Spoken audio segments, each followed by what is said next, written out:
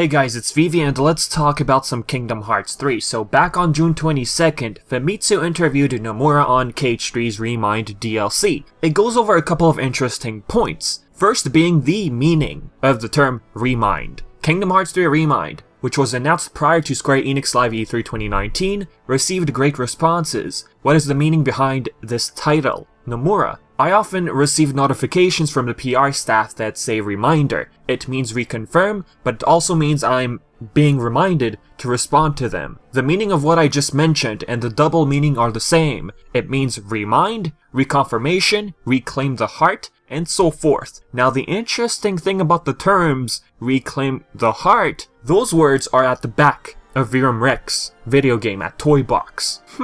KH3 will have additional scenario, secret episode, limit cut episode, a new form, and the Oathkeeper Keyblade, which we saw in the trailer. Well, knowing Nomura, using those terms, reclaim the heart, it could be hinting at a Yozora secret boss. Hey, I mean, I wouldn't be surprised at all. The other thing about the word ReMIND, there's a symbol used for the very first time in the series. Nomura confirms that this symbol is in fact the Coda sign, which many have discussed in the past. In my analysis of the ReMIND trailer, I do dive deeper into this Coda sign and what it means. I'll give you guys a quick summary right now. A Coda sign in a musical piece tells you two things: to skip to another section, another coda, typically being the ending, skip to the ending, or go back and replay a section until you reach the first coda sign and then skip to the second coda sign. When you have DSL coda del Señor, the S sign, which maybe is present at the Keyblade graveyard, well, if we take into account coda, we skip to the S sign, aka go back to the Keyblade graveyard, where we see the S sign. And if we look at the ReMIND trailer, we do have a scene at the Keyblade graveyard. That's the point of ReMIND. Nomura, you sly fox. We go back to some areas we've seen before, but deeper into these scenarios. For example, we go back to Mount Olympus, the new scenario with Luxord and Xigbar, which I believe takes place right after the line of Xigbar gets cut off in KH3 when he says, "May your heart be your guiding key." Next, the part in the trailer where we see Aqua, Riku, and Roxas playable, those are part of an additional scenario, which you can play after completing the main storyline. You'll have the ability to choose which character you fight as. This is something I thought of in my previous analysis, however Nomura goes on to say it's called stages, something which you can do on the side. It's not like they're rewriting scenarios, where you have the choice to play as Riku or Sora, for example.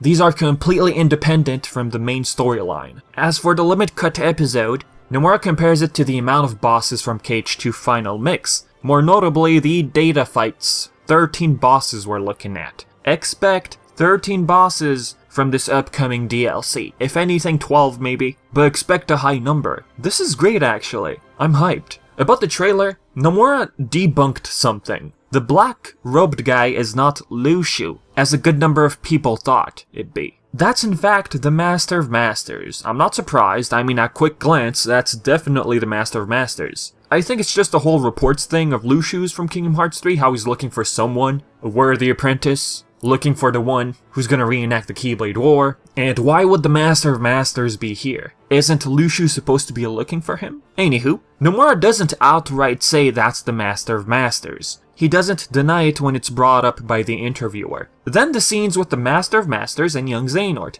as well as that of Luxord and Xigbar, must also be from the additional scenario. Nomura, that's right. The conversation between Luxord and Xigbar will take place at the beginning of the additional scenario. We're referring to it as an additional scenario because there are quite a lot of cutscenes. The scenario was rewritten twice and it grew substantially by the final draft. The sheer volume exceeded our expectations. About Demyx. Oh boy. First, Nomura doesn't reveal much, he just says he'll be back. And with this starts the whole, is Demyx the Master of Masters? Actually, people were suspicious of this already before this interview with Famitsu. From his mannerism to just not being there. Like, what happened to Demyx? Do I like the idea of Demyx being the Master of Masters? Nope.